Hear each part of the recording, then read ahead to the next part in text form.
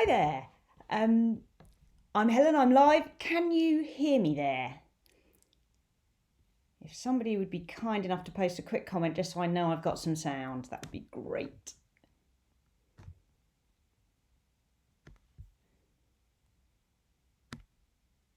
Well, I'm going to hope we've got sound and get going.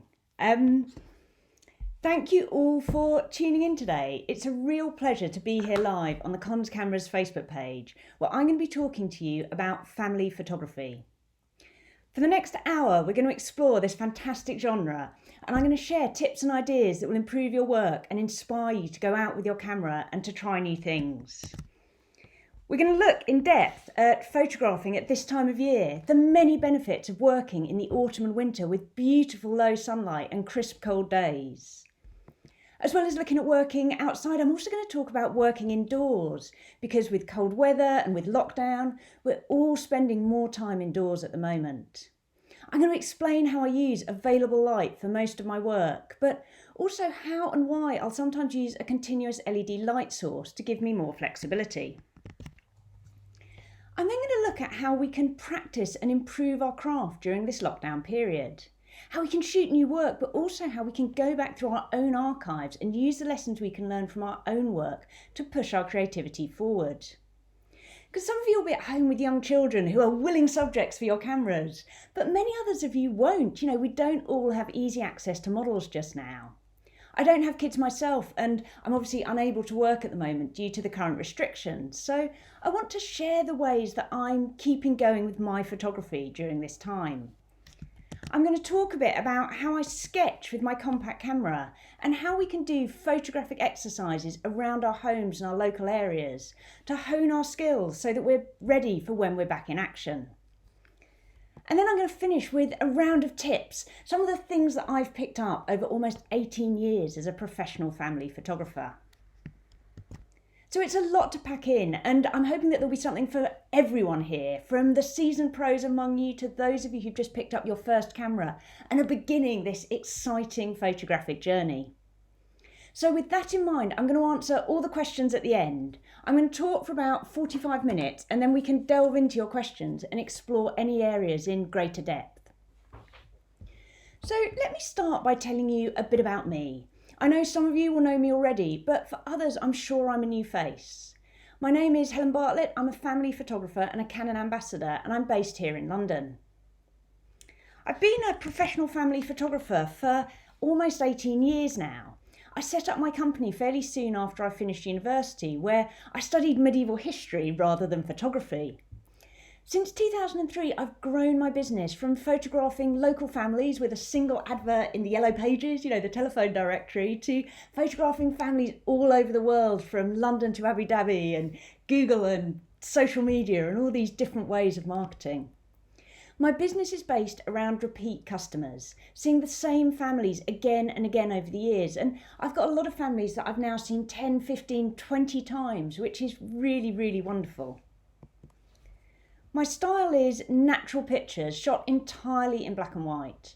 I've always focused in black and white because it's the style of pictures that my dad took of my brothers and I when we were growing up, and I know firsthand how well these images hold up over time. To me, a black and white picture looks great now alongside one taken 10 years ago, one taken 50 years ago of, our parents and grandparents, and also pictures that will be taken in the future. I love this longevity and the idea that these pictures that I'm taking now will look great hung on the walls of the children that I photograph when they become adults and have kids of their own. I work on location with my clients, either in their homes or in places that they love to go, such as the local parks or woods. Living in London, I work in a massive mix of homes, from huge, colossal, amazing townhouses to tiny, tiny basement flats. And there are huge challenges in all of these, finding light and background when I'm working indoors. And then also I work outside in public places, which can have a lot of challenges as well. But I love this aspect of my work. I love the creativity that I need to work out what the best picture will be in a particular place, and to work around the children and their games and activities, as well as utilising the light that's available to me. All these things to create interesting and unique images for my clients. So over the last 18 years, I've learnt a lot and my work has improved many times over. So today I'm going to share some of these things that I've learnt with you, and I'm hoping that that will leave you with some new tools that you can use to create wonderful images for your family, for your friends, and also for your clients. So let's start with light, because this is absolutely fundamental to our success as photographers. When photographing families, we're looking for moment, for interaction, for emotion. We want pictures that tell us a story. But the thing that will make our pictures sing, the thing that will make the great ones stand out from the good, will be the light. Now, obviously, if the light is bad, take the image anyway. Record the moment. You can't take too many pictures, I reckon. But if the light is good, you might be rewarded with something stunning, an image that will still be a favourite of yours in decades' time. And I love the idea that these images are for the children in the pictures and for their children. So I think for us as photographers, we want to make them as good as we possibly can. Now, personally for me, understanding light has been one of the hardest lessons that I've been learning as a photographer. As my friends and family will tell you, I'm not a very technically minded person. I've always found interaction with kids came fairly naturally to me. I found that composition could be learnt by reading books, conversations with my dad particularly, and also with other photographers. But I've always found light harder. I could read the words, but understanding these concepts has not come easily to me. So I'm hoping that by sharing what I found works, then I can help you on your journey. And also that by talking about my mistakes will help you avoid some of these in the future. Now, I expect we all have moments where we see incredible light on the world around us. We see sunlight on the trees or a beautiful dawn or sunset and we think, wow, that light is fantastic. But using that light in our work can sometimes be harder. You know, how can we use that light to sculpt our images, to bring out details and to hide distractions? How can we make the light a feature of our photography? I think that light has a particularly important part to play in black and white photography because we can't rely on colour information to engage our viewers. We need to use the light to emphasise our subject, to pull them from the background. We use light to make our story stand out. But where do we start? What are the stepping stones from that first lucky success or that frustrating, dismal failure to planning and crafting our images and having consistent success in our work? So I'm going to start by talking about window light. Now, it's harder photographing kids indoors. There's absolutely no denying that. Kids move fast and we have to be on top of our equipment and technique. But I think window light is a really good place to start when looking at light because it's a clear light source that we can easily identify.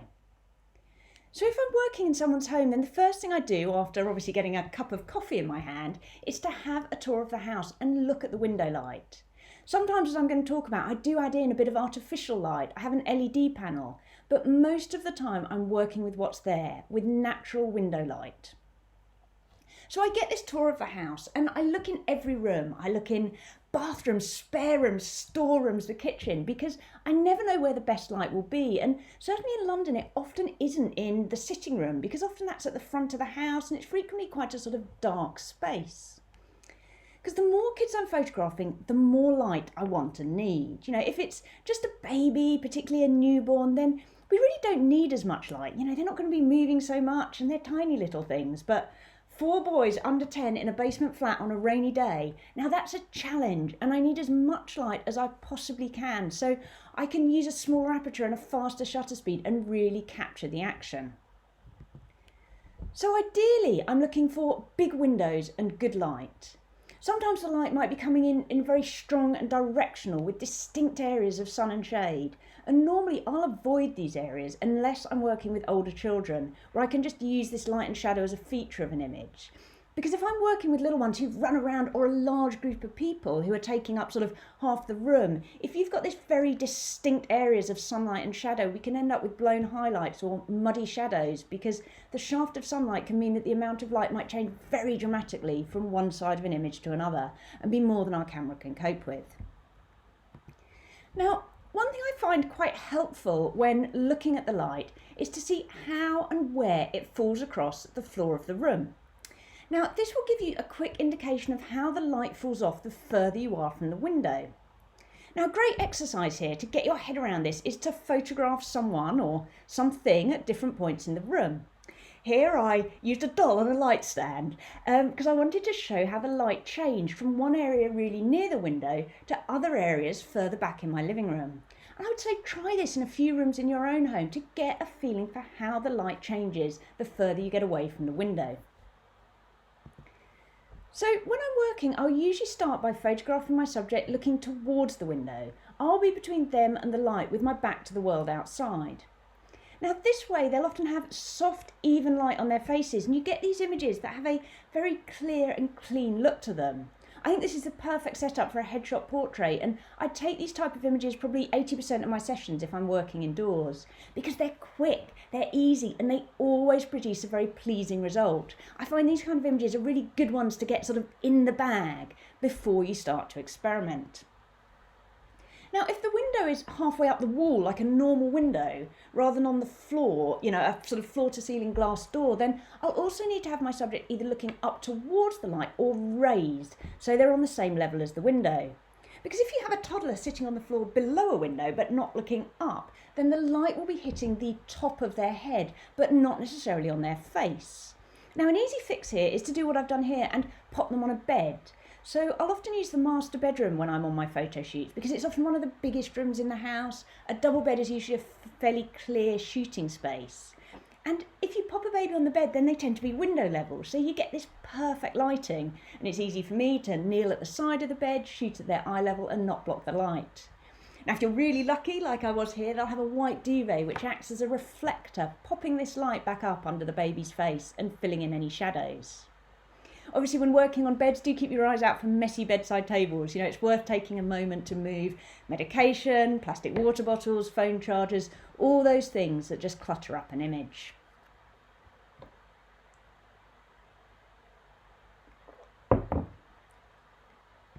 So once I've taken some cleanly lit headshots, then I might mix things up a little bit.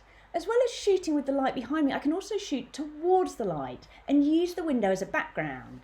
And this can work really well if you're shooting in a messier room because the window provides a very clean backdrop.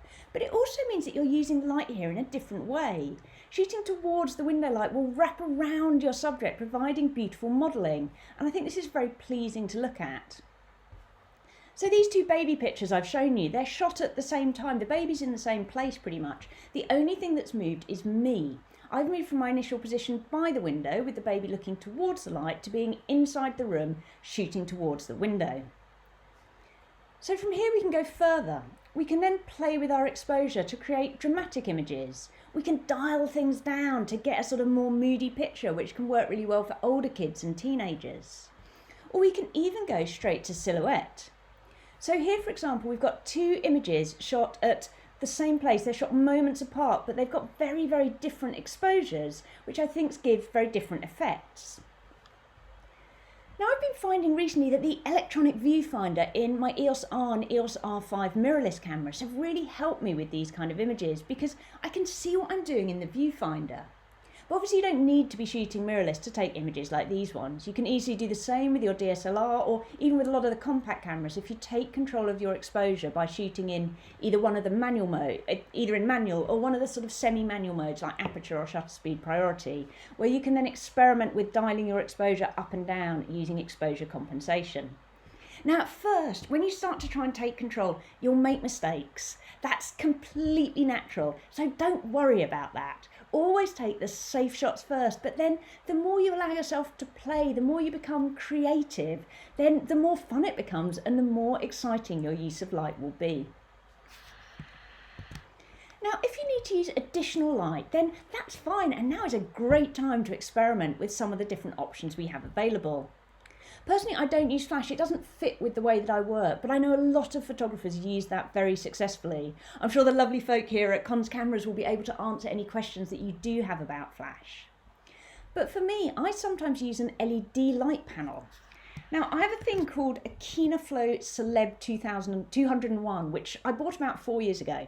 It was cripplingly expensive, but has been worth every penny for me because it's allowed me to take images that I might not otherwise have been able to take. Now, I expect since then, 4 years ago, technology will have moved on and there will be much, much cheaper and much lighter models available, because this is not the kind of light you would buy just for fun or for a hobby, but there might be a really good LED panel that would work for you. Now, the reason I like a continuous light source is because I can see it. As I said earlier, lighting doesn't come naturally to me. So what I do with mine is I set it up in the safest place in the room, because I'm working with kids and, they run around, and the idea of someone tripping over the light stand and sending everything falling, it's the stuff of my nightmares. So I had sandbags at the bottom for sort of stability, and then I usually put a couple of chairs around it and maybe the washing basket or something. I sort of barricade it in so I can then forget about it, and then I just use the light I can see. Now I find that my Kino can lift the light in the room by a couple of stops, which is brilliant, and it makes a huge difference for me when I'm working. It's also daylight balanced, which is fantastic. But I don't always have it with me, and if I don't have it with me, I'll experiment with what's on hand. I travel all over the world with my photography. I can't take a massive great yellow Pelly case with me. I don't drive, and I can't carry it on public transport. It's really, really heavy. So often instead, I'll use what's there. I'll switch the lights on in the house, as long as they're not those horrible downlighter spotlights, which are frustratingly common in modern houses, as I'm sure we all know, because they produce horrible light with dreadful shadows around the eyes. You get these sort of big black panda eyes and a big shadow under the nose. They really don't work well for portraits. But a central ceiling light can work fine for black and white images. Now, if you're shooting in colour, then you need to be aware of different colour casts that different type of lights will produce. So just be aware of that. And also some LED stealing spotlights can pulse, which can cause banding with some mirrorless cameras. So keep an eye on back of your camera, and if in doubt, switch the lights off. Less light is better than terrible light any day. But you can try other things. So I might use a child's torch or even an iPad for a different look. And equally, if light is really low, then we can open the front door and shoot in the hallway. This can work really well and give us a lot of extra light in a very easy way. This is a favourite shot of mine where we did just that. The light from the street outside is beautiful. So I want to speak briefly now about lenses and ISO, because I think these are really important when we're working indoors. Fast lenses do make a difference when we're working indoors, and by that I mean lenses with a wide aperture of f2.8 or above. To be honest, when shooting indoors, you really want to have an option of f1.8, as a lens that only goes to f4 will really limit you when working inside.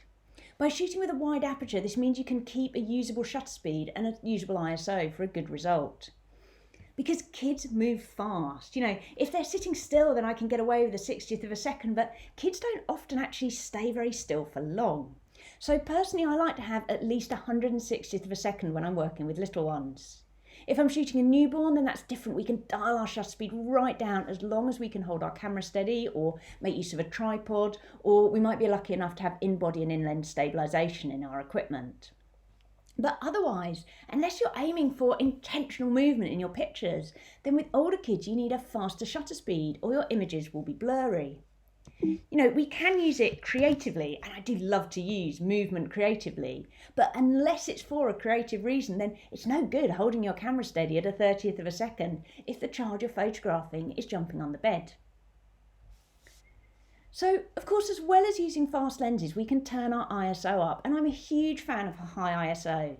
Modern cameras are amazing, and the quality you get is incredible. Test your cameras, as each one is different, and also your personal standards for how much noise is acceptable may well be different to your friends. Personally, I'm very happy at ISO 8000 with my EOS R, R5 and 1DX Mark II, and I know I'll often print my images at least 24 inches across, because that's a double page spread in an album, and I sell albums to most of my clients. So to test your high ISO, then take some pictures and make some little prints. You don't need to make a big print of an image, but just print off a quick 6x4, take it to Boots of a section of an image, and that will give you a really good indication. I think you'll be surprised at how good high ISO images look printed. I mean, this picture is taken at ISO 8000, it's printed at 50 inches across, and it looks absolutely incredible. It's also worth thinking about how you're going to use the images. If you're sharing your pictures to Instagram, then the pictures are going to be tiny and the quality is really less important. But if you're printing on a billboard, part of a national advertising campaign, or if you want to submit to a stock library, then requirements may be much, much more stringent. So be aware of your end product. But if you're shooting for yourself, then remember a grainy picture and a memory is always better than no picture at all. And so back to lenses. When I'm recommending kit to people, then I always recommend they invest in one prime lens so that they can shoot indoors. Canon do amazing and inexpensive 50mm lenses, which are the perfect place to start without breaking the bank. The f50mm f1.8 is incredible. It's cheap, it's about £100, it's fast, the quality is absolutely incredible for the price. So if you shoot with a Canon DSLR, it's the perfect choice to have a sort of play with a prime lens. Also coming out every day now, which I'm very excited about, is the newer RF 50mm f1.8 lens for the R series mirrorless cameras. Now I already have the absolutely sublime RF 50mm 1.2 for my R5, but I also have a 1.8 lens on pre-order because I know it's going to be brilliant. I also like to use the things obviously that I recommend. And for me, this will be a lens that I'll use a lot. I'll use it when I want something smaller and lighter than the 1.2, or when I don't want to carry such an expensive piece of glass around with me, perhaps if I'm going out to the pub or with friends. The RF 50mm 1.8 is retailing, I think, at about £200, and that's a very different prospect to a £2,000 1.2 lens. Although if you do love the 50mm lens, which I do, then the 1.2 is amazing. It is worth every penny. It's my desert island lens. But, have a look at these cheaper lenses because it's a great way to sort of start an experiment without spending a lot of money if you're not sure that this is the sort of type of work you're going to want to be doing. But do think about investing in one, or maybe if you're not sure about buying one, then perhaps hire one or borrow from a friend. I quite like to sort of lend lenses to my friends and swap around because then we can try different things and see what might suit us. I think you'll really see the benefit.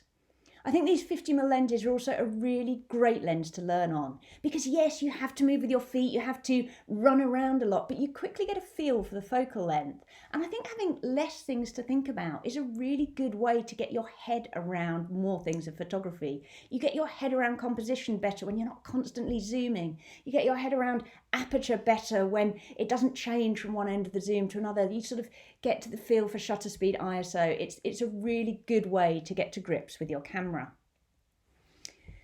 So that's working indoors with window light, working with a single light source that we can easily access and easily use. So how does that transfer to working outdoors, particularly at this time of year where we've got low winter sun or dismal grey days? How can we get the best out of these winter conditions when photographing children and families? So the first golden rule when photographing kids at this time of year is make sure nobody's going to get cold. Now I know it's not light, I know it's not cameras, but it's probably even more important because cold, wet children make for very grumpy subjects where an extra layer, a pair of gloves and suitable footwear can absolutely transform what could be a difficult session into a very, very happy one. So once we have our little kids snuggly and warm and looking cute in their little hats and gloves, then we can head out into the great outdoors. I find this time of year the light is doing one of two things. Either it's sort of grey and gloomy and blur, or it's really bright and sunny. I mean, obviously it can also be raining a lot, but then we're more likely to be staying indoors. Now, these grey and gloomy days can actually work really well for photography. The light is soft and flattering, there are no harsh shadows, and I personally find it great when photographing toddlers on a grey day because I don't really need to worry about directing them. They can run around as they see fit. We don't have to have a massive negotiation as to which direction I want them to face on the swing, whereas which direction they want to face on the swing. These grey days are very easy to work in. But the only thing that can be a bit difficult is getting that differentiation between subject and background, finding a way to lift the image to still get a spark of light in the eyes.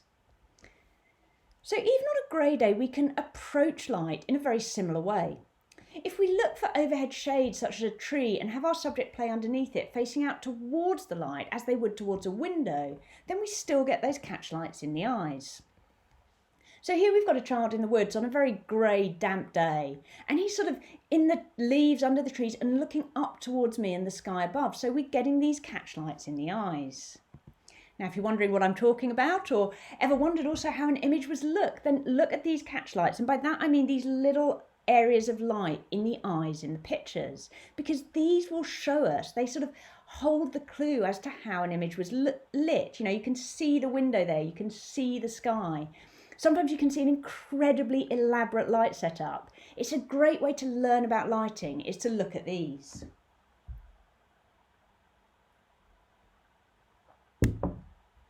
Now, on brighter days, we have more light to work with, you know, and low autumn sun can be some of the most magical light of the year.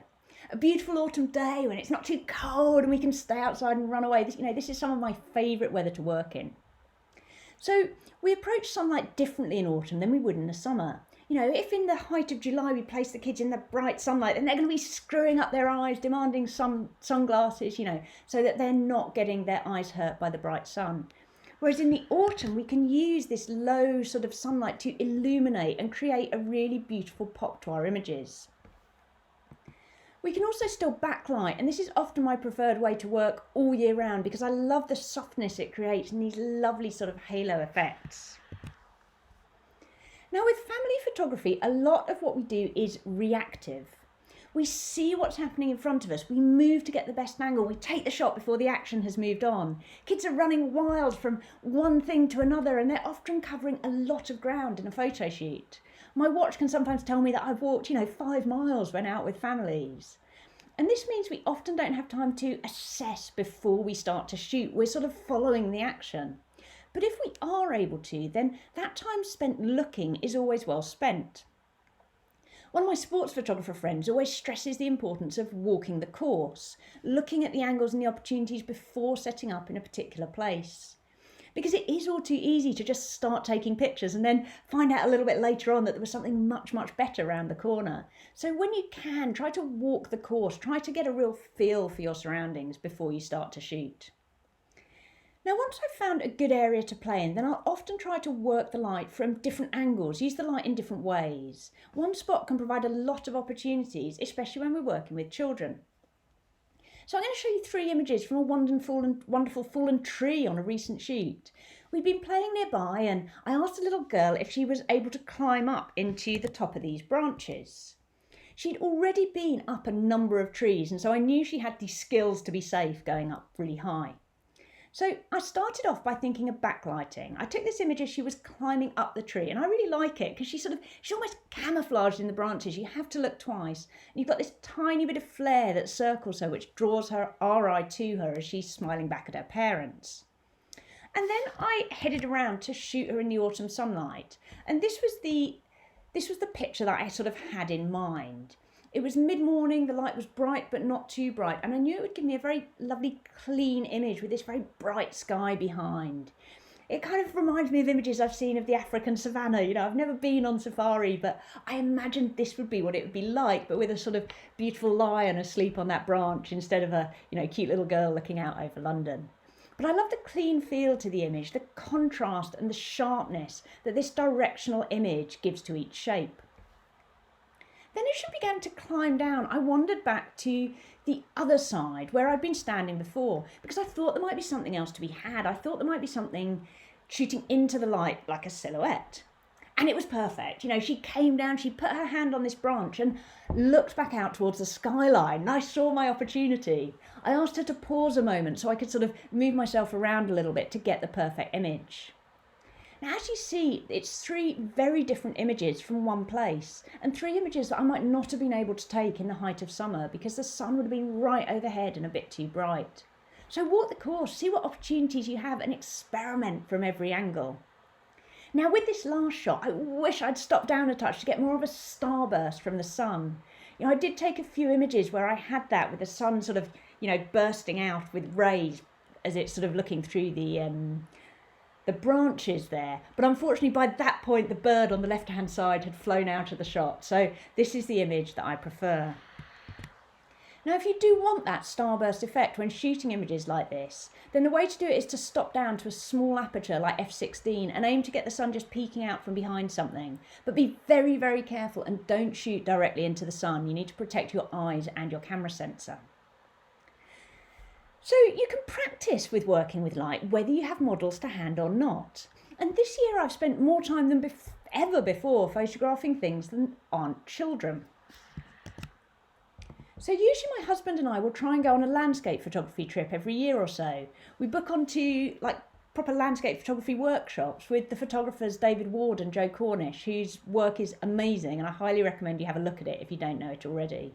So we have a happy time, we learn, we practice, we go out for dawn with like-minded photography people. They're amazing and I always learn so much.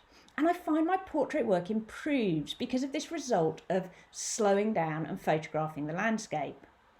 But this year it's been a bit different. I haven't been out photographing the wilds of Scotland.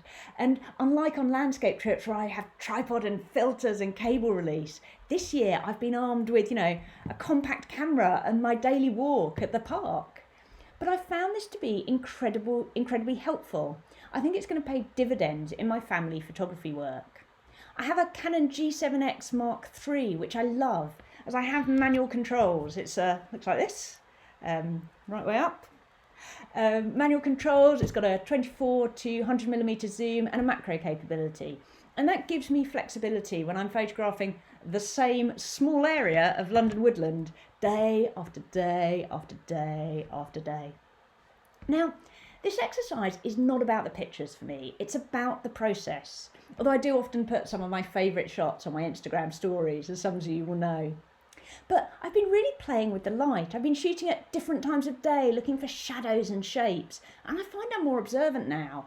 I'm looking up much more and looking down rather than straight ahead, and I'm finding this stands me in good stead when I do get out in shoots. I'm also finding I'm shooting the light around the house. It's a great exercise and one that I really recommend that you try, because the more you're shooting, the more you're getting used to looking for light, spotting the opportunities, and the better placed you'll be when you suddenly have a lively 3-year-old to photograph and you're quickly assessing a client's home at the beginning of a shoot. Seeing and using light will become second nature, and that will mean that you can just concentrate on action and emotion and all the excitement playing out in front of you. So as well as playing with my compact camera and making what I think of as sketches during lockdown, I've also been spending some time looking back and trying to learn from my own work. And this is another incredibly useful exercise. So let's look next at assessing our own work and why it's worth spending some time to do this. I believe that looking back over our work is something we should all do periodically, and it's something that I certainly put off. I've talked to my fellow professionals about this. I'm not the only one. Sort of portfolio review season can be sort of avoided sometimes because it feels a bit like hard work and it's not as fun as actually going out and taking pictures. But we shouldn't put it off because we can learn so much from it. And at the end, having a lovely new portfolio of images that we're really proud to show off.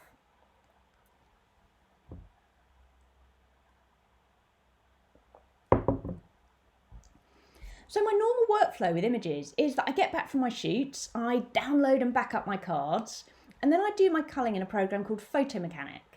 So for those of you who don't know it, Photomechanic is a wonderful program. It's very, very quick for looking through a lot of images. So I go through the pictures in there, I star the keepers, and then export them into Lightroom. Now I find this process of culling a mixture of excitement and wonder and also soul-crushing misery. I love finding those good shots, the gems where everything has come together just right. There are always pictures that I sort of get back from my shoot going, will it work, will it work, will it work? But I also have to look through all the ones that aren't so good, and everyone shoots bad pictures. It's here I'm looking at my missed expressions, my exposure mistakes, images that might be slightly out of focus or just simply boring. Now the temptation here is to gloss over these mistakes, to just focus on the good stuff. And when speed is of the essence in the busy season, that's the only way to go. But right now we do have a bit more time on our hands perhaps, and so this can be the moment to spend a bit more time here, to look carefully at our mistakes as well as our successes. So where do you make the most mistakes? Is it exposure that you find tricky and other particular situations that you find a bit challenging? I remember when I first started out that I always underexposed Caucasian babies sitting on white duvets in lightly coloured rooms, because I'd forgotten that the camera would be looking for a sort of 18% grey across the image area. And so those baby skin tones, pink skin tones, they came out a horrible sort of muddy magenta because the white duvets had been moved back to a murky grey. Now, when I noticed this consistent mistake, I was able to solve it. And now it's muscle memory for me to bump up my exposure by at least a stop when I'm photographing a baby sitting on a white duvet. And these are images that I take a lot. So spotting the problem and solving it has made a big difference to my pictures. A slide behind. So pictures like that, always used to underexpose them, but now I've got them a little bit better. So there are other situations that have also been known to catch me out over the years. A small light area in a mainly dark frame. For example, if I'm photographing a family group small in the frame with a background of dark trees, or a moment like this one where the little boy's looking up and has direct sun on his face with a darker background. Now, left to its own devices, the camera can blow out the highlights here because the camera wants to lift the whole image rather than letting this dark background blend to shadow. And so as it lifts the background, it lifts the skin tones far above where they need to be. So again, we can solve this by dialing the exposure down to get the skin tones just right. So look for mistakes like these. Maybe even keep a small list each time you go through a session. Make a note of a couple of things that you've done consistently wrong. And after a few sessions, then compare the lists. If they're the same, then you've got some really easy fixes. And it's just wonderful when you look back a year later and you think, yeah, I have not made those mistakes for ages. I mean, obviously don't go wild at this point, don't note down every mistake because that way horrible misery lies and you'd never take another picture. But pick a couple of things and fix them because that really does feel good. Now, your mistakes might not be technical, they might be compositional. Again, I can share some of my weaknesses. I think one of my legs is longer than the other. I have a terrible tendency to a slightly slopey horizon. And this luckily is usually fixable by cropping in Photoshop if I've left myself enough space. But when you've had to recreate and extend the background painstakingly in Photoshop because you didn't leave enough space and you didn't get your horizon straight, then like me, you might find that putting a spirit level into your viewfinder for a while is really, really helpful. So personally, wonky horizons drive me mad, so I find my own mistakes here frustrating, and I found the spirit level option, if you've got that in your camera, really, really helpful. So once I've done my culling, then it's into Lightroom for my pictures, because that's where I do my black and white conversions. I also do any cropping, dodging, burning in there. Now, I shoot everything in the monochrome mode in my camera, which I absolutely love. The screen is on the back of my 1DX Mark II is in black and white, and the electronic viewfinder on the R and the R5 is also in black and white, and I love that. Having this workflow set up this way, it makes my life easier on the shoot because I find it helps me with composition, with use of light. And also in the culling stage, photomechanics shows the images as shot. So it shows the images in black and white, and that makes choosing images, knowing how they're going to look, much easier. On import into Lightroom though, they revert back to their raw state, so I need to convert back to monochrome. Now for me, this stage is actually much quicker than culling. I take way too long over culling, but my black and white processing is very quick. I've got a few simple actions that my husband set up for me probably 17 years ago. I'm black and white with a click of a button, and I think that's simply desaturating. Then black and white with half a stop extra exposure, and black and white with a stop of extra exposure. And that is it for me with pre-programmed actions. Then everything is worked on individually in the curves, and that's how I work on my tones. I might tweak, highlight, shadows, I might dodge and burn areas in individual images, but I really don't do a lot to my pictures. Because for me, it's really important that the images are timeless, and I often feel that the more an image is worked on, the more sort of fiddly we get with it, then the more likely it is to date. So from Lightroom, images are then exported, and then before they're printed or provided to the clients as digital files, then they'll go through Photoshop for retouching. Now, especially at this time of year, then runny noses are the bane of my life, alongside biscuit crumbs and the general goo that children seem to cover themselves in. I often say to clients that by the time they've finished wiping all their children's faces, it's often time to start at the beginning and sort of wipe them again, because we do try to keep kids clean at the time. But as everyone gets tired at the end of the shoot, it's sometimes easier to just deal with a runny nose in Photoshop than to interrupt a game or a beautiful moment when I'm taking pictures. So I'm not a purist when it comes to Photoshop. I do think Photoshop is a fantastic tool, and I will remove things that I find annoying. I will remove runny noses on small children. I'll remove biscuit crumbs if they've sort of got a big chunk on their jumper. I'll take out things like a litter bin in the park if I can do it subtly and it improves the picture. So once we've processed our pictures, then we now have a second opportunity to really drill down and look at our work. And this is the one that I think often gets some of the best results. So I'm going to talk now about assessing our finished work. Now, I really believe that doing this is one of the most useful exercises you can do as a photographer. And as I say, now is the perfect time to do it. We've got dark evenings, we can't go out, we're in and out of lockdowns. And even when we are allowed out, then our options are so limited at the moment. You know, we can take this time to really look at our work. So what I recommend you do is this. Go back through your back catalogue. You can decide if you want to make it just the last couple of years or the last decade or everything you've ever shot. There's no right or wrong. Copy your favourite images from each shoot into a folder. Then narrow that folder down to around 200 images. Don't do too many because it will be completely overwhelming, but you need enough pictures to see patterns. Then print them out. You don't need to make good prints. The cheaper the better, to be honest. You're not going to be hanging these pictures on the wall. But I do think the process of handling prints is very, very useful here.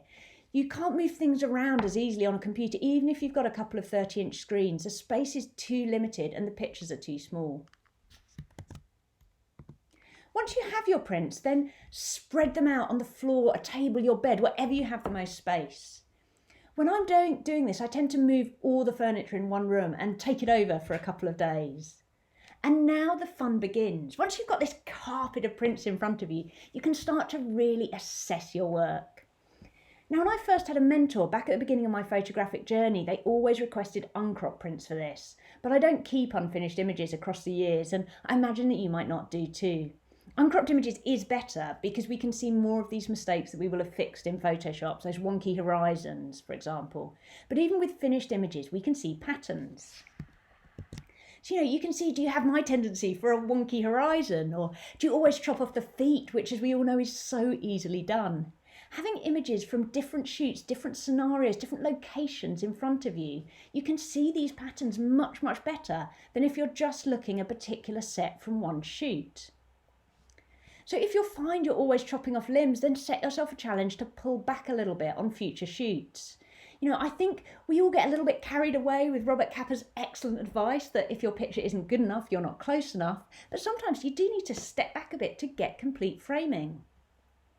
Try to find a couple of things to really concentrate on for the next 6 months, whether it's light, framing, composition, or something completely different that really stands out to you. Now, you might be thinking, this all sounds well and good for Helen to say, telling me to find my weaknesses, but it also sounds a bit grim. I think I might get really down if I spend all my time looking for my faults. And I think you'd be right. Don't spend all your time looking for your faults. I find that bit of it can be a little bit soul destroying. But the more you look at them, the more you sort of can deal with them. But this whole process is also great because as well as finding our weaknesses, this is when we find our strengths. And it's also where we find our style. And I think this is one of the most exciting things that we can do as photographers. One thing I didn't mention when I talked about making these selection of images, they don't have to all be from one genre. I take kids' portraits for work, I take kids' portraits for fun because I love it, but I also take landscape pictures. I've been known to dabble in street photography. Don't feel constrained when choosing your 200 images. Grab from whatever genre you like because your style and your way of seeing will span all your work, and it's fantastic to see and identify this. Now, start to group your images, and this is where prints come in handy because you can make piles, you can put things together in one area, you can sequence images next to each other. Try collecting, for example, all your headshot portraits or all your family groups or all your images that you might have of a child on a swing. Now, what I find fascinating at this point is that some images that were real standout images from a particular shoot, when I put them together with all my other images from that sort of area, then they're immediately discarded from the portfolio file. It's very interesting to see these patterns and see where our work is best. I think from these groups we can learn so much. We can see what we do best. Are you a genius when it comes to getting kids into images together? Do you have wonderful humour in your images? Do you take a great head and shoulders portrait? Do you light really well with flash? There's all these different things. Are you good indoors or outside? Do you like wide open landscapes? Or do you like details? Do you like pictures of flowers, but also details of baby eyelashes and newborn tiny toes? You might like busy images with many, many layers and lots going on, or images that are simple and calm with a single point of focus. These are the building blocks of your style. You can also maybe start to see patterns in equipment. You might shoot best with a particular lens, which is really interesting when you start to look at it. Personally, I don't shoot particularly well with long zooms, although I do have some beautiful images shot with a 70-200. But in general, my work with those lenses tends to be a little less good, a little bit lazy, because I'm lazy and it's heavy and I stand in one place and clearly shoot from there, altering my focal length. But I'm not moving around and thinking in the way that I would do with a prime lens. So now I know that when I do use the 70-200, I'm aware of my sort of instinctive laziness, and I have to make sure I remedy that and work particularly hard to mix up my compositions. So these patterns of seeing, they'll be completely unique to you. They won't be the same as your friend, even if you shoot together a lot of the time and love the same subject matter, because we all have a unique way of seeing the world, and the more we hone down on this, the more exciting it is. So once we know our strengths and these building blocks of our style, we can really, really work on those. It's a great feeling going into a shoot knowing that you can do some things really well. It means that if, heaven forbid, things are going badly, and this does happen to us all once in a while on a photo shoot, you can shoot the things that you're really good at, and so build your confidence back up again, and it makes the shoots go better. I like to shoot the things that I know I'm good at every session, because practice makes me better at it, and I like to push myself to do them a bit differently every time. It also means I know I have those in the bag when I want to work on the areas where I'm weaker and need a bit more improvement. Because photography is a journey. We're all travelling on the same path. We're all working harder. We're all improving our craft. We all have so much more to learn. And this assessment and consolidation that we can take time to do over lockdown, it's a fantastic way to set our goals for the coming months and years. So at this point, when you've been through the process, then share some of these pictures. Put a new portfolio on your website, share some images to Instagram. Perhaps make some beautiful prints that you can share your friends. Who doesn't enjoy looking over 15 or 20 beautiful prints with a glass of wine in one hand? Wouldn't that be a lovely thing to look forward to after lockdown? Because you can be proud of what you've achieved, feel confident in where your work is and also where it's going. It's a really lovely feeling to have a new portfolio to be proud of. So I'm hoping that these ideas have been useful and giving you some inspiration to get out and shoot, but also some ways to use this isolation to work on your photography, because this time spent now will pay dividends in the future. So before we finish with questions, I'm going to sort of give you a few quick fire tips, some of my favourite things for photographing children and things that you can put in place over Christmas if we are able to see our families. And I think we'll know a bit more about that later in the week. So in no particular order here, choose your moment. Kids get tired quickly, and our moments for cooperation in anything that involves staying still tend to be few and far between. So if you want that shot of your kids together for the Christmas card or to give to Granny, then choose your moment well. Personally, I love first thing in the morning. Everyone's bright-eyed, full of energy, well-fed. Also at this point, nobody's had a chance to break anyone else's toys, wind anyone else up, and it's usually a good point to get some great group shots. But if you're photographing your own kids, you'll know their best time best. You might find that after bath time when they're snuggled in their pyjamas works well. But remember, it'll be dark in the evening, so plan your lighting beforehand so you don't miss a moment. Number 2, vitally important, make sure everyone is well fed. A hungry child is a grumpy child, but also, certainly in my case, a hungry photographer is a grumpy photographer. I'd say never work with children on an empty stomach, because as a photographer you need so much energy, more patience than anyone else. So put yourself in the best position to be creative. If ever in doubt, I find a chocolate biscuit will restore equilibrium in most meltdown situations, for the kids and also for the photographers. Do yoga, It's boring, but after almost 18 years of photographing children, you know, my back and shoulders do remind me of this every day. So do the things that you need to do to ensure you can keep taking pictures for as long as you want to. Make it fun. Photo shoots should be full of joy for all concerned. Do the things that kids love to do in the places they love to do them with the people that they love most. And that way you are guaranteed great results. Know your equipment. Read the manual. I know it's dull, but it does make a difference. Or watch some of the many amazing YouTube videos available. Because the more you know about your kit, the more you will be able to realise your vision. And get inspired, however you like to do that. I love photography books, but also Instagram, films, Netflix. Wonderful ways to get new ideas that you can bring into your own work. Get in the shots yourself. If you're photographing your family, don't shy away from being in front of the camera. Your family will want to remember you were there too. Everyone has someone in their family who's always behind the camera. You can see my dad here with his Leica around his neck. Make sure you swap around or use a self-timer to get in the pictures yourself. Print your images. Kids love to see pictures of themselves, and for adults, being surrounded by images of our loved ones brings so much joy. Make beautiful prints, put them in frames, but also stick pictures on the fridge or have a mug made, because then that cup of tea will always make you smile. Get the kids involved with the planning. What would they like to have in their pictures? Do they have a favourite toy or an idea for an image? Kids are amazingly creative and they'll always enjoy it if they get to have some input into the process.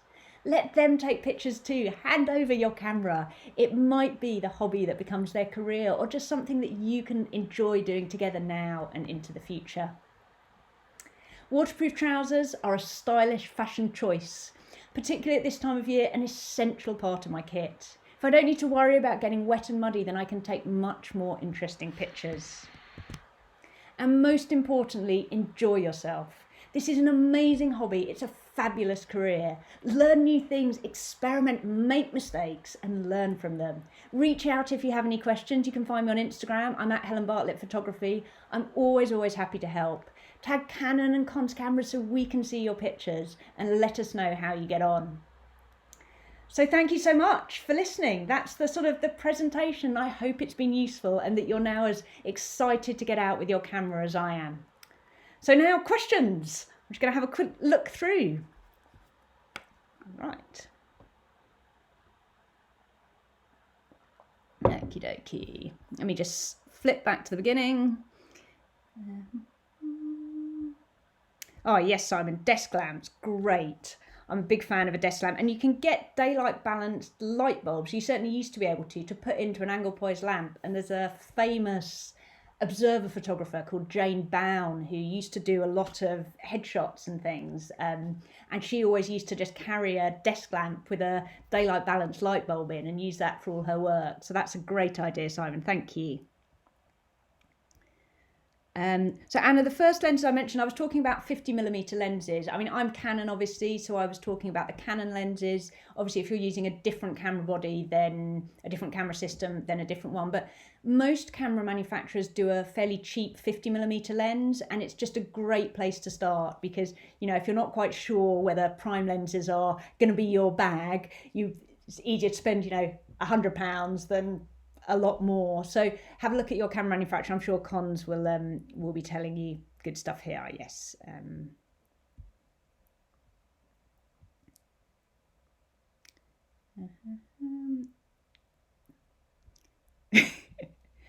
Okie dokie. Oh yes, Con's been amazing with the 50mm.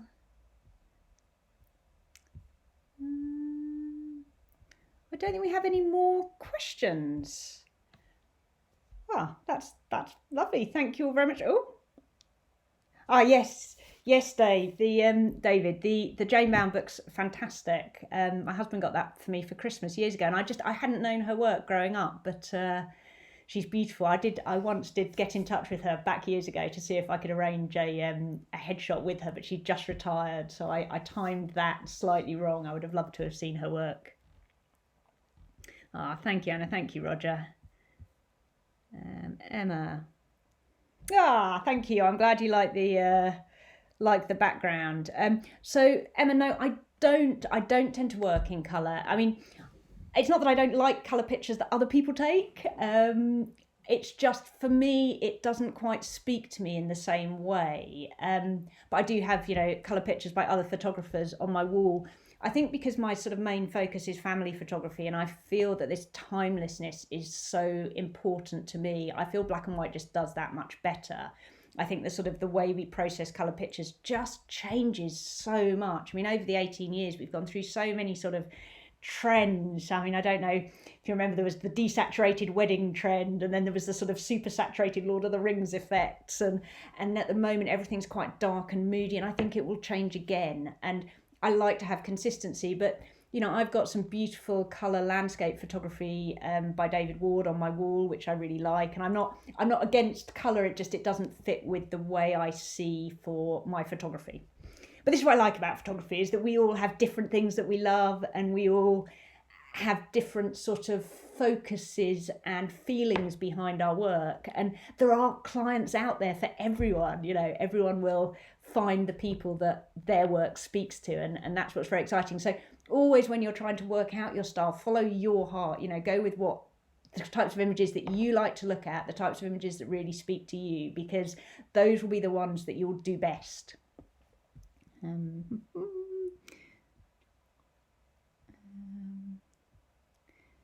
Anna, I have the 85 1.4 EF 85 version, and it's absolutely amazing. I've not shot with the 1.8. So I'll let Cons talk to you about all the technical stuff on that. Helen, speak more about posing. So I don't do a huge amount of posing with my work. I mean, what I tend to do is sort of family groups and group shots of the kids fairly early on in the session. Pretty much first thing, if we've just got to the woods and it's a, autumn day, so it's a bit muddy and the kids are little, I'll say to the parents, before we play, let's pick the kids up before their feet are covered in mud and then they can't run away. And I'll get a couple of family shots, and then we'll find somewhere we can put the kids on, like a fallen tree or something. I'll get a couple of shots of the kids. And I like to do that very simply right at the beginning. And the reason for that is, 2 minutes later, they could be playing with sticks and one of them, whacks the other one around the head or something, and then they don't want to sit next to each other. So I like to get those things in the bag really early on, so I know that there is something there. And then later I tend to get sort of the family groups that we all really love and the shots of the kids playing naturally together. But what I find is, if you don't take something right at the beginning, the whole day you're thinking, will I get that family group shot? And then the kids will sort of pick up on the fact that you're thinking about something, and the parents are sort of thinking about it, and it just sort of, it's not so good. And the other thing I would say is that even if they say we don't want any family group shots, I still do a couple at the beginning, because otherwise what happens is, right at the end, when everyone is knackered and the kids are covered in mud and you're all just sort of limping home, having taken loads of amazing sort of documentary images, and then the parents go, oh, Granny did want a shot of the kids together, and you're just like, there's no way we can get this now, the kids are feral. So just getting something right at the beginning. But in terms of actual posing itself, I don't tend to do a lot. I'm not looking at particular angles people are sitting or standing at. I'm just sort of trying to find a place where I can get them sort of safely, get a picture where they look towards the camera, and then just let them interact a bit, because the best pictures will usually be the minute after they've looked at the camera. So, everyone looks at the camera, they smile, you get the shot, and then they sort of start to talk or giggle or, touch each other as kids and parents do. A parent might stroke a child's hair, or a child might reach up to their parent's face or something. And those are the images that are special. They're the ones where, when someone leans down and just gives someone a little kiss or something. Those are the ones that we really love. So put them in a good position and then watch and wait. But it's good to get the eyes to camera one too, because then you've just covered your bases. So that's sort of how I do that. I hope that helps. John, the R5 is amazing. I know there's some waiting lists on that, but it is worth the wait. It's brilliant. in the process of moving shooting entirely with R5. So at the moment I've got one R5 and a 1DX Mark II, because obviously COVID, less work, less cash. But next year I will be planning to get a second R5 and swap everything over to it. I really like the mirrorless way of working. I like the electronic viewfinder a lot. I love the files. They are absolutely staggering. They're 45 megapixel, but they're just, the tones are beautiful. And the autofocus is great. The sort of the eye tracking and the face tracking, it's really good. And I'm coming from using a 1 series camera, so I've got really high expectations, but I'm finding them to be brilliant. So I will be moving across over the next sort of 6 months. It's obviously with all these things, it's a pricing thing at the moment. So, but I think it's really wonderful. I highly recommend it. Can you use a 50mm lens for street photography, Gerard? Of course you can. Cartier-Bresson shot pretty much entirely with a 50mm lens. And with all these things, you find the focal lengths that you like. I tend to shoot with a 35, a 50 and an 85. I don't tend to shoot longer than that because I find I have to be too far away from my subjects, and I can't, obviously social distancing, you are keeping a bit of distance, but with the longer lenses, the 200 and 400, you're too far back to have that communication that I like with my images. And I find generally if I go much wider than the 35, I often find that sort of distortion because I just go in a bit too close because I'm not thinking. I find the sort of 35 is perfect. So for me, 35, 50, 85 is perfect. And I shoot with 2 cameras. So I tend to have the 35 on one camera and then either the 50 or the 85 on the other. 50 usually if I'm inside, 85 usually if I'm outside. But you will find your own thing. So have a play. I think I really got into hiring lenses this year, and it's something that I sort of had always thought, that'll cost thousands, but it's really very affordable, and then you can try things and see how you get on with them. But yeah, 50mm lens is great for street photography, I think. 35mm is quite traditional for street photography, but I love a 50. Do I make prints and albums, Roger? I make both. My clients tend to buy wall prints and albums and then get the digital files, because I sort of include the digital files once they've spent a certain amount, because I want them to get physical product. I think it's really important. I used to just sell the files and I'd go back the next year, because I see people again and again and again, and I'd go back and I'd be like, what have you done with the pictures? And they'd be like, oh well, they're in the drawer. And you'd be like, well, that's not right, then I haven't actually done my job. I haven't provided you with the photographs, I've just provided you with a USB. So now I do a lot of albums, a lot of prints. I like to have a sort of a tangible physical product, and it's just lovely seeing things printed. It's really special. Do I photograph any age kids? Yeah. I love 2-year-olds. And yes, sometimes they just have tantrums. Oh man, worst tantrum I ever experienced. I got to the shoot and the door opens, this little kind of ball of snot and tears, and the parents are like, yeah, last night was the night we stopped her sleeping in our bed, like 2.5-year-old who'd like slept in with her parents every day until then, and she was full of rage. But we sat around, we had a cup of coffee, we made pancakes so she had a nice breakfast, and then slowly we got to able to take the pictures. But I think on that shoot, it was a long time ago, 15 years ago, but I think it was probably an hour and a half before I got my camera out. Sometimes you just have to wait it out with toddlers, and I do these long sessions, so I start at 8 in the morning and I go on until lunchtime, and part of the reason is that I'm giving myself time for things to go wrong. Because if you work with toddlers, then yeah, sometimes they're just going to have a massive tantrum. Sometimes you're not going to let them sit and play with their dolls in the middle of, an A road going through central London, and they're going to be full of rage for it. So you just give yourself flexibility with time, try and stick to their routines, make sure everyone has had breakfast, cannot stress that enough. And I tend to meet my clients in their homes almost so I can check they've had breakfast. But yeah, toddlers, you do get tantrums, and I just kind of just smile and don't worry about it, and then I find they tend to go away.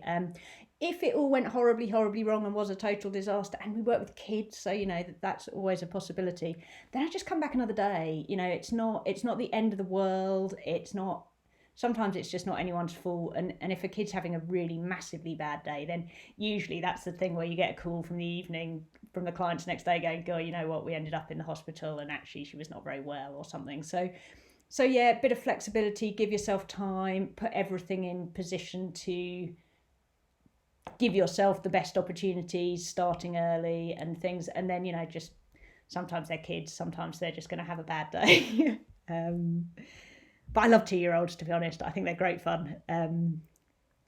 Final work, how do we deliver work to the clients? I do in-person sales. Or when I say I do in-person sales, I have an amazing assistant who does in-person sales for me, because I find that aspect of selling my work quite difficult.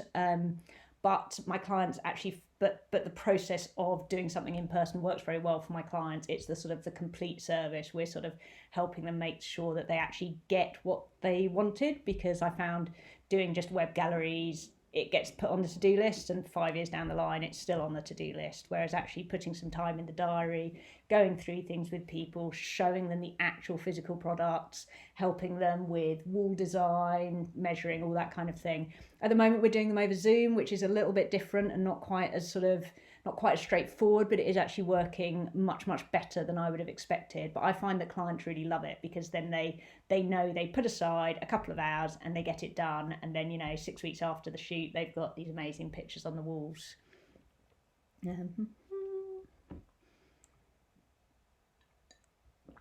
Kids who want to take the camera from me, well, it's attached to my neck, so they can't. I have like a double rapid strap thing, so it is attached, and I just generally usually say, you know, don't touch, and they stick out their little sticky hands and try and touch, and you kind of try and sort of pat them off without. I do think lens hoods help. I know it sounds a really weird thing, but lens hoods give you just that little bit of extra protection on the front of your glass. Obviously they help with sun and flare, but they also help from grubby little fingers and doggy tongues when dogs want to lick your camera lens, which happens weirdly frequently. So yeah, I just try and discourage that as much as possible. But, you know, kids do just reach out and touch things because they're curious, and you know, we want them to be curious. It'll turn them into great scientists and things in the future. When I'm doing a family session, how do I know the best time to sort of keep their enthusiasm? I mean, I tend to start early and I work until everyone is done, and sessions come to a natural end, usually when everyone is just completely shattered, and I will always push for those extra pictures, which is perhaps a little bit, I think it's worth it, because at the end of the day they're not going to remember that they were just knackered at the end. They are going to remember, oh my god, we just got that amazing last shot when little Jimmy was totally out of control and launched himself from the sofa, and, you know, and the dog jumped in and everyone was laughing. So I will kind of push things. I tend to try and keep to their normal schedule. So if, you know, I'm working with a little one and they tend to normally have lunch at 12, then I know that probably by that 11:30 they're going to be over it, because there's more concentration, there's more interaction, there's much more going on than they would normally have in terms of adult focus on a day. So they'll get tired about half an hour earlier. We usually sort of break mid-morning for a snack, and I do say to parents, you know, bring snacks, bring drinks, but nothing that gives them a little bag to hold, because they'll hold it forever. No lollipops, nothing like that. But, you know, something ideally something kind of savoury and filling that will keep them going. So I do try and keep them going as long as possible. And shoots, the length of shoots just varies. You know, I say to people, it lasts a morning, but ideally don't plan to meet people for lunch, because I just want the flexibility to go on a bit longer if we need to, or finish a bit earlier if we've got what I need. And it depends, you know, the more kids you've got, all these things can sort of change the length of the session, just the dynamic on the day. But I like to feel that by the time I've left, I've got every last picture out of them. And sometimes, you know, they'll be pushing me out the door and I'm like, one more picture. But yeah, no, it's good, particularly this year with lockdown. I was just desperate to shoot. But yeah. Did I try Sony or Fuji? No, I mean, I've always shot Canon. So back when I was growing up, my dad shot Leica, so, you know, I always wanted one of those growing up. But then when I went to university, I met a guy, and I was actually about to buy a Hasselblad because I was working as a kind of apprentice in a fashion studio, generally cleaning the toilets and washing the floors and making tea. And the photography there was a real Hasselblad man. I was like, I'm going to be a professional photographer and get a Hasselblad, because this was just at the turning point for digital. And I met a guy, and he said, no, the future is digital, the future is Canon.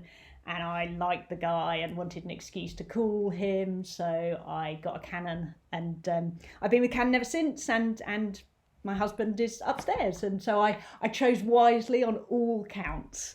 But yeah, I've never been tempted by the others, because I just know I really love the Canon, the cameras, the brand, the everything about them. Just a second. Christina, how many images do I show clients? I take loads. I show them, I say going to show them around 60, 70. Sometimes it's a few more. I try and keep it below 100, because I find you can show people too many images. You can have too much repetition. You can have so much that it goes overwhelming. But I find about 70 is the sweet spot, because you've got, in that you're going to have portraits, you're going to have action shots, you're going to have family groups. We'll often have done more than one location. You'll have all these different kind of feels and moods, and it's enough for a really lovely album. You know, you've got options for the wall without it being too many and without it being overwhelming. Yeah, that sort of works very well for me and for my clients. Just one more, Clive. I'll let you type it.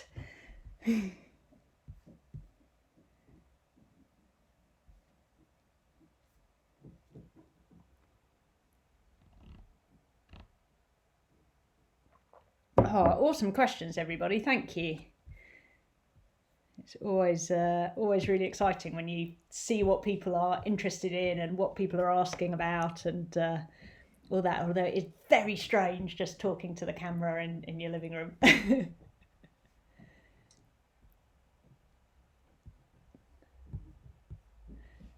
Right. Anna, while we wait for Clive to type his question, how many hours am I with the family? I say a morning, so I usually arrive around 8 or 8:30 in the morning, and I tend to go till lunchtime. I say to my husband that if I haven't got back by middle of the afternoon, it's because things are going really, really well or really, really badly. Because, you know, if things are going well, why stop? You know, I love taking pictures. I can go on forever. But equally, sometimes just things don't quite go according to plan.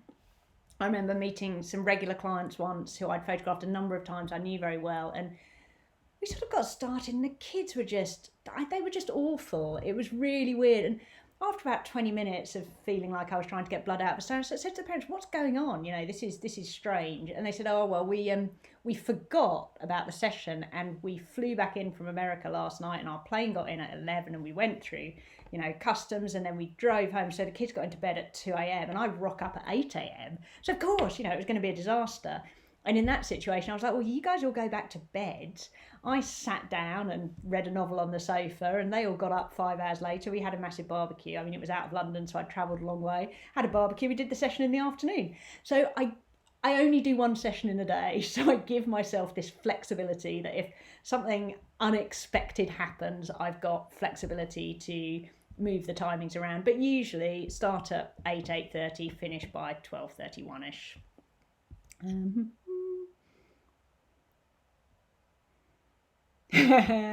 Oh, that's very kind of you, Christina. But you know, I photograph older kids too. I do everyone. I photograph old people. I photograph like my mum's friends, and she's almost 80. It's all good. Under more normal circumstances, how many sessions per week, month do you hope to do? Well, it's quite seasonal, my work, David. So I find that, you know, January, February tend to be fairly quiet. I might only do 2 or 3 sessions because I'm not doing a huge number of sessions, but they obviously take quite a lot of time. But January, February, it tends to be newborns.